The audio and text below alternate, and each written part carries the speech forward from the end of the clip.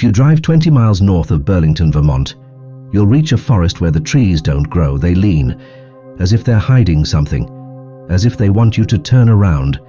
And buried deep inside that forest stands a house the locals fear more than anything, Blackwood Mansion. 3 stories, 30 rooms, 100 windows, and every window looks like an eye, watching you, judging you, waiting for you. For 30 years, the mansion carried a single reputation. Anyone who marries into the Harrow family dies. The locals don't call it haunted. They don't call it a murder house. They call it cursed. But what you're about to hear isn't a ghost story. This curse was never supernatural. It was something far darker, something man-made, something engineered. Because in 2023, when police found a blind man holding a gun next to his father's corpse, the truth they uncovered destroyed everything the town believed about the Blackwood Curse. Let's start at the beginning. Blackwood Mansion belonged to the Harrow family, one of Vermont's oldest, richest and coldest bloodlines.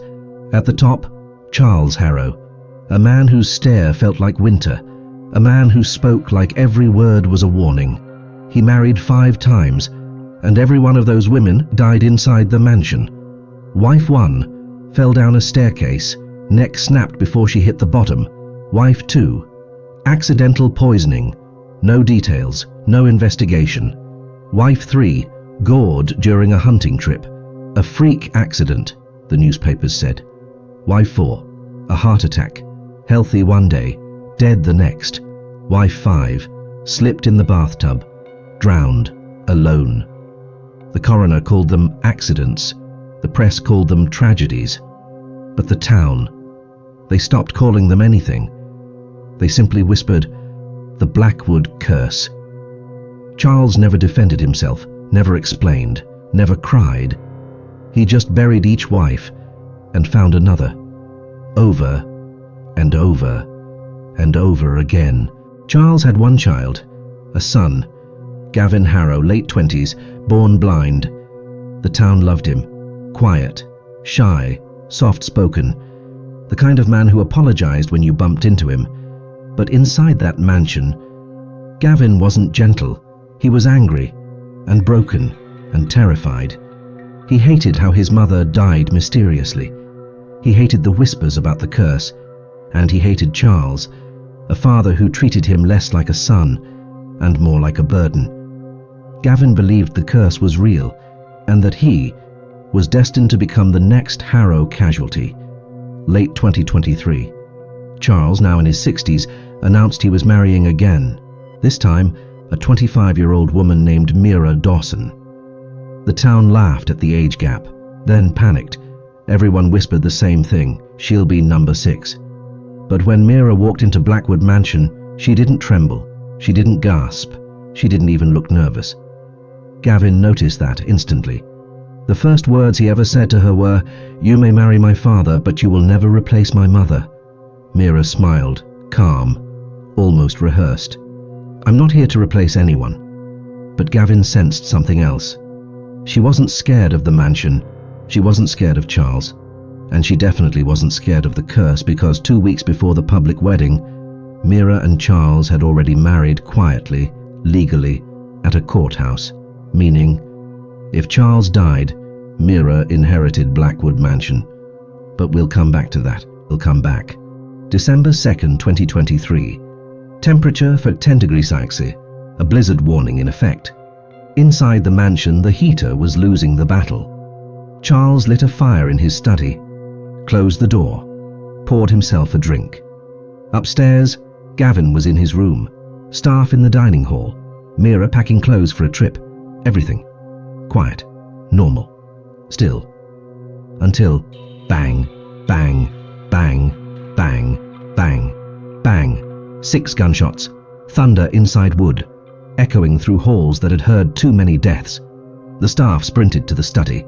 The door was locked from the inside. They kicked it open, and what they saw looked like the final chapter of a cursed bloodline.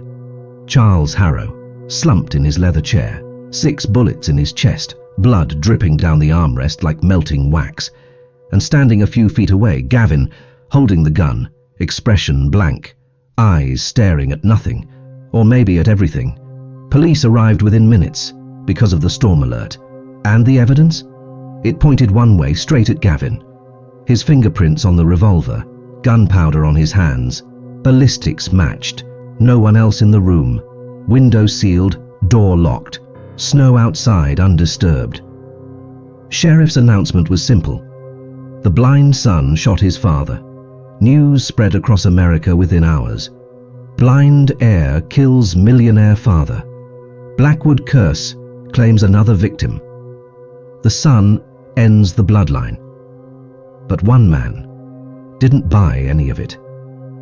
Daniel Carter, former federal investigator, brilliant, obsessive, removed from the force for pushing too hard on the wrong case. He didn't care about curses or rumors or family legends. He cared about one thing, the things that don't add up, and nothing about the Harrow case added up.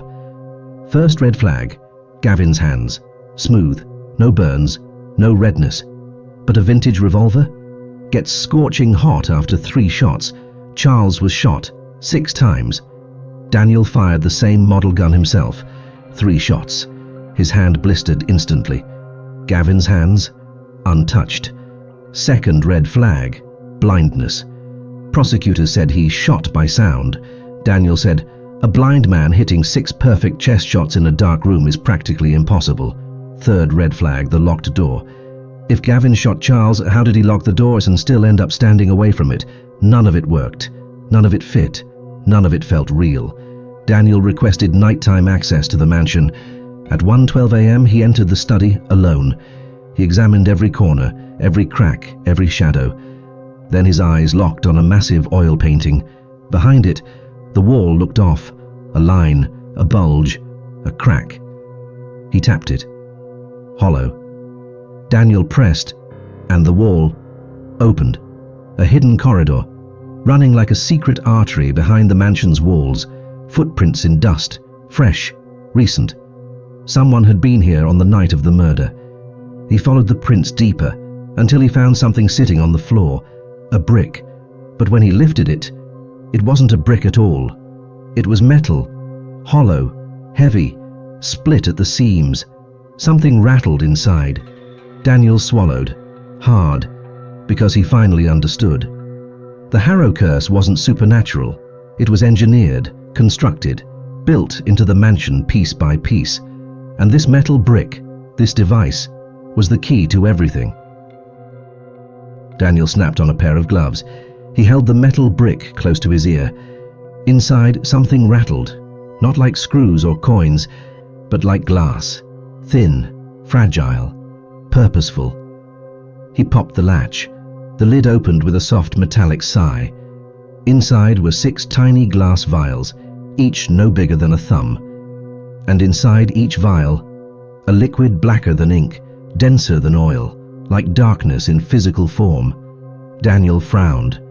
These weren't chemicals he recognized. They didn't look like poison or narcotics or medicine. They looked like something manufactured for a very specific purpose. Under the vials was a note, folded once, old, edges yellowed. Daniel slid it out and unfolded it. One sentence. Keep the bloodline pure, no outsiders. Daniel's breath froze in his throat. This wasn't a ghost story. This wasn't a curse. This was a plan. The corridor behind the walls was narrow, barely wide enough for a grown man. The air tasted like dust and age. Every few steps Daniel found signs of human activity. Footprints, a broken spider web, a crushed rag, fresh scrapes on the wood beams. Someone had been living in these walls, watching, listening, moving unseen. The corridor ran past the study, curved sharply left, then split into 2 different passages. Daniel chose the one sloping downward. With each step, the air grew colder. Not winter cold, not natural cold. A cold that felt intentional, directed, as if someone was pumping it into the walls. He reached a dead end, but at the bottom, a vent, large enough for someone to crouch behind. Looking through it, Daniel realized something horrifying. This vent opened directly into Charles Harrow's study, the murder room. Whoever was in these walls had a perfect silent view of the exact spot Charles always sat. His drinking chair, his desk, his fireplace, everything. Someone could watch Charles read, sleep, drink, and never be seen. Daniel's pulse hammered in his ears. This wasn't Charles watching the family. This wasn't a patriarch controlling everyone. Someone was watching him. Daniel moved his flashlight. The vent frame was covered in stains. Dark brown, sticky, dried thickly. Blood. Not sprayed, not splattered. Wiped. Someone had pressed their bloody hands right here, holding the frame while watching the study. Daniel whispered to himself, "Someone's been killing Harrow wives," from inside the walls. He backed away slowly. If someone was living here, they could be watching him this very second. Daniel heard it. One soft step on wood, somewhere deeper in the passage. Slow, deliberate. Almost like whoever it was wanted Daniel to know he wasn't alone. Daniel turned off his light, listened. Another step. Closer. Closer. Then silence. Daniel forced his breath steady and continued deeper into the corridor. The passage twisted again, ending at a small wooden door, barely 3 feet tall. Daniel crouched and pushed it open. Inside was a tiny room, no windows, one cot, one lantern, and walls covered in photographs. Hundreds of them. Old wives, new wives, wedding photos, private moments, bedroom pictures, bathroom pictures, all taken secretly, from vents, from wall slits, from cracks behind mirrors. Someone had been watching the Harrow wives for decades.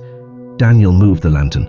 One entire wall was devoted to Charles. Photos of him sleeping, working, eating, standing at the fireplace, every angle, every moment. And then Daniel saw a new section. Fresh, clean, recent. Photos of Mira, looking out a window, unpacking clothes, talking to staff, walking down the stairs, and the last photo. Mira hugging someone Daniel recognized. Daniel's throat tightened. It was Gavin, except Gavin looked scared, and Mira wasn't comforting him. She was whispering something into his ear, something that made Gavin tense up like he'd seen a ghost. Daniel stared at the photo. Why is Mira in this room? Daniel rushed back to the study. He needed to check the crime scene again. Something wasn't right. Something was missing. He entered the study and froze. The carpet, the blood, the chalk outlines. They looked different. Someone had been here. Someone had moved things. Someone was trying to erase details of the crime.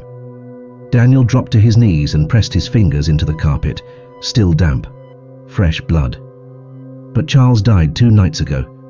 This was new. Someone else had bled here in the last few hours. A soft voice came from behind him. "You're not supposed to be here." Daniel turned. Mira stood in the doorway, calm, perfect hair, a winter coat draped over her shoulders like she had just stepped out of a movie. "What are you doing in the study at 2 a.m.? Daniel asked. Mira smiled, but her eyes, cold, calculating, empty. "I could ask you the same thing." Daniel rose slowly. "I found the passage behind the painting."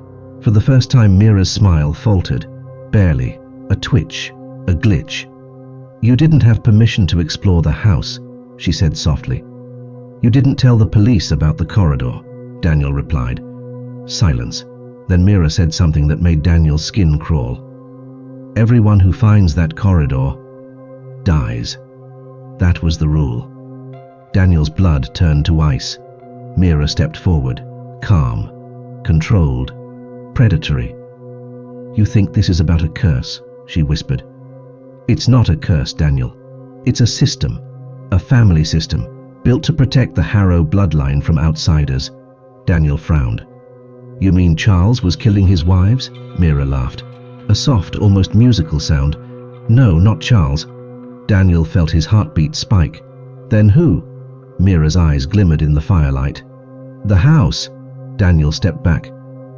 "What do you mean, the house?" Mira moved closer. "The Harrow family didn't build a mansion. They built a mechanism." Daniel felt the room tilt. "What mechanism?" "Passages, vents, trigger points, remote locks, hidden levers, and people who knew how to use them. Daniel's breath caught. You're saying someone inside the walls. Killed Charles's wives? Mira leaned in, so close Daniel could smell her perfume. Yes, she whispered, and that someone is still here. Daniel stiffened. You mean Gavin? Mira's expression changed. For the first time, real emotion. Anger, fear, hate. Gavin knows nothing, she said. He's blind. He's scared. He's innocent. Daniel blinked. Then who's in the walls? Mira didn't answer. She just pointed at the secret passage behind the painting, then said the words that would haunt Daniel forever. He's watching us right now. The study fell silent. Not the silence of a quiet room, but the silence of something listening. Daniel felt it, in the walls, in the air, in his bones. He faced the passage behind the painting, the one Mira warned him about. Who's in there? He whispered. Mira answered without fear. The one who killed Charles's wives. Daniel's breath shook. And Charles? Mira's voice sharpened. Yes, and if you move wrong, he'll kill you too. Something shifted in the walls, a slow creak, like a body dragging itself through wood. Daniel raised his flashlight and stepped inside. The corridor swallowed his light. It was narrow, rotten, damp. The air carried the taste of iron, old blood. Mira stayed behind him, not entering, not helping, just watching. Come on, Daniel said. Mira shook her head. He won't touch me. That stopped Daniel cold. Why not? Mira's whisper slid like a blade. Because he needs me alive. Scratches covered the walls, deep, desperate, made by hands that had forgotten they were human. Then a sound, a whisper, right at Daniel's ear. Turn back. He spun. Nothing. Just the dark. Then another whisper, this time from the floor. Leave. Not a warning, a command. Daniel moved forward anyway. The hall opened into a small chamber. A wooden chair stood alone, bolted to the ground. Shackles on its legs, rope marks scarred its arms. Someone had been tied here, recently. What is this? Daniel breathed. Mira answered from behind. Where he kept them. Kept who? The wives. Daniel stared at the shackles. You mean tortured them? Mira stepped inside now. No, he trained them. Trained for what? To fear. Daniel entered a larger chamber. Symbols covered the stone walls. Circles, marks, patterns drawn in thick, dark streaks. He touched one, still wet. Blood. A filthy mattress lay in the corner, sunken from years of use. Someone had lived down here. For decades, Mira whispered. Daniel faced her sharply. Who? Mira stepped closer. The true Harrow heir. Daniel froze. Gavin? No, Mira said. Not Gavin. Her face turned pale in the dim light. Before Gavin, Charles had another child. No records, no birth certificate, no witness. Daniel's voice hardened. Why hide him? Mira's eyes darkened. Because he wasn't weak. He wasn't blind. He wasn't quiet. She leaned in. He was violent. How violent? Mira's voice cracked. When he was 6, he killed his mother. Daniel backed away. You're saying Charles locked a child in these walls? Yes. He kept him here, Mira continued. Fed him, trained him, used him. For what? To kill outsiders. Daniel's stomach dropped. And now? Where is he? Mira pointed behind Daniel. Here, close. Daniel turned, slow, terrified. Nothing. Then a breath, hot, wet, right on his light. The darkness spoke. He's been waiting. The passage slammed shut, a hidden door locking them in. Daniel grabbed Mira. Why bring me here? To show you the truth. What truth? Mira stared into the dark. The truth of who framed Gavin. Daniel froze. You did this? No, she said, but I know who did. Something moved behind Daniel, heavy, wet, alive. Mira whispered, "The killer." Daniel lifted his flashlight. A figure crawled out of the ground like something birthed from the earth. Pale skin, long rotted hair, eyes glowing in the beam. Thin but strong, too strong.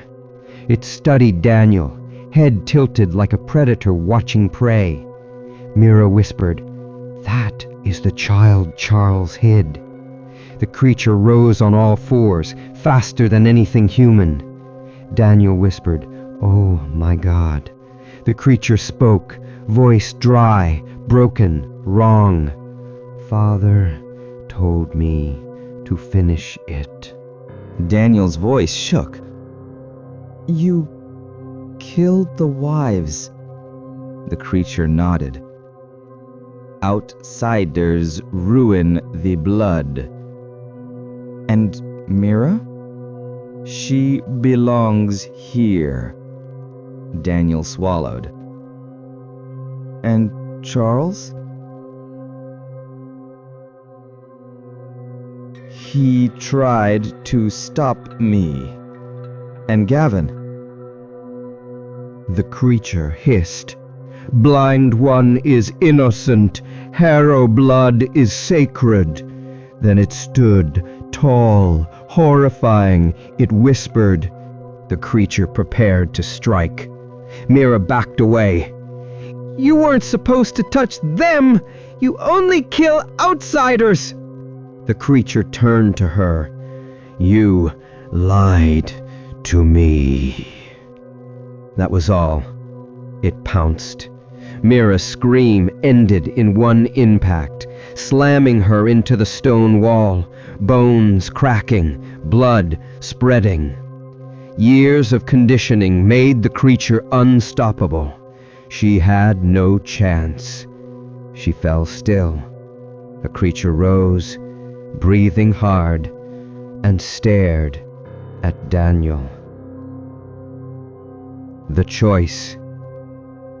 Daniel stepped in front of Gavin. "You don't have to do this." The creature froze, not understanding. "You were used. Every command, every kill, not your choice." The creature looked lost, like a child without orders.